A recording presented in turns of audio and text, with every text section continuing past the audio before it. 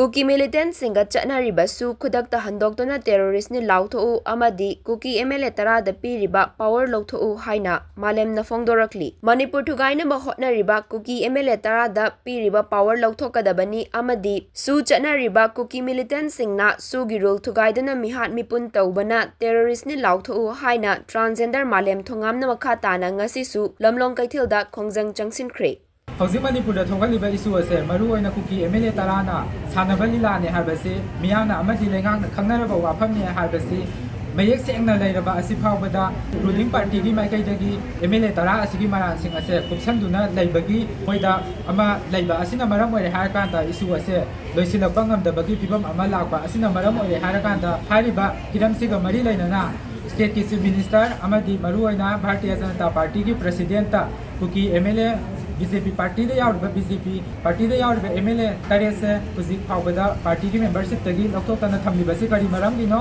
loina si minister ki side tagi su maitai hatpada danatana Manipur da tongan ba separate administration ki demand phawbada tawbada asawba thodang lauriba cabinet minister ani lepau hakip nemsak ki ken hairiba cabinet post ani da laiba minister ani si phawbada si minister ki side tagi Louthok ngamdaba amadi BJP party dagi akoi ki membership tagi MLA taret ase Louthok ngamdriba asigi maram da sabsaba akum bibirak nabagi damta aihang na ngasi RTI amasu hairiba leader anis da aihang na thajakre loina na aihang na miyam da thamjaningi ba wafamdi hojik aihang na changjalakliba agitation sing asidi yana democratic oiba mawongda aikoi ki imaibel singa pulaga isidinaw kaya ga loina na government ki side ta aihaki penda basing amadi lamdam asida mahausa gum tangdu leita ba hanjalaknabagi damakta yamna jamna kholaw khara khak laujaba khaktani purai lamlonggi mafam asida sumaina imaibel singa isam samba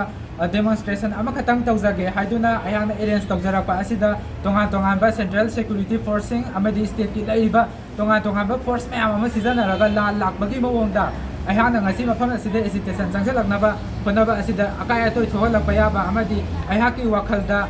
mental harassment pibagi mawongda ngasi mafam asida central security forcing tongan ba security mayam amana ngasi state lengaki side tagi ayhaki khamda satharaliba thawngsing ase ayha aduki matik penjade adumoina ma state asi democracy satpa leibak amada tiluba state amo oiba taragasu ayhaki wangang bagi right aduga government ta ayhaki aningba apamba sing phongdok janabagi mafam ado akoi state asida leitabagum tawi masimakte ayhangna yamna nungaijade adumoina mak amabu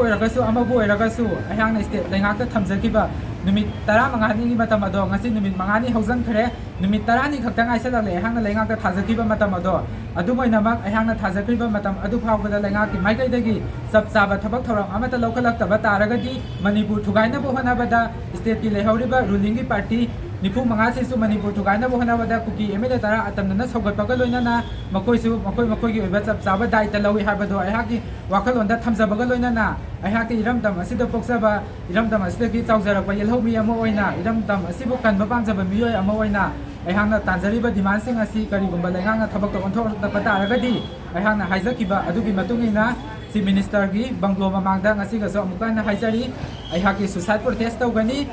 kumhai yangaga laiba pamba ngasi gi state government sina ayhaki apamba se thabak to onthokpidrabanina makhata na kumhai oina yembiu masida tholakpa aphatagi daita puna ma lengang pugadabani amadi ayhangna hujik sangjala kadariba agitation asida ngasi phawgi de ayhaki thandani laujari basi youth kaya ama ayhaki itungda support tawraknabagi damaktasu sem saduna lairabani adumoina mak lengang ayhaki demand sing ase tabi da bataragadi youth mayamga pullaga thorakpa aphaphata daita puna mak lengana pugadabani hujik sangjala kadariba agitation sing ase ayhaki oinadi ayhan ahambada Louthokjagri basina tana ete topa Louthokjaroi masigi makha tarapwa tholakpa dudi kari tholake habado lengakna mi pe na yingbiro haba pancha ang thamjari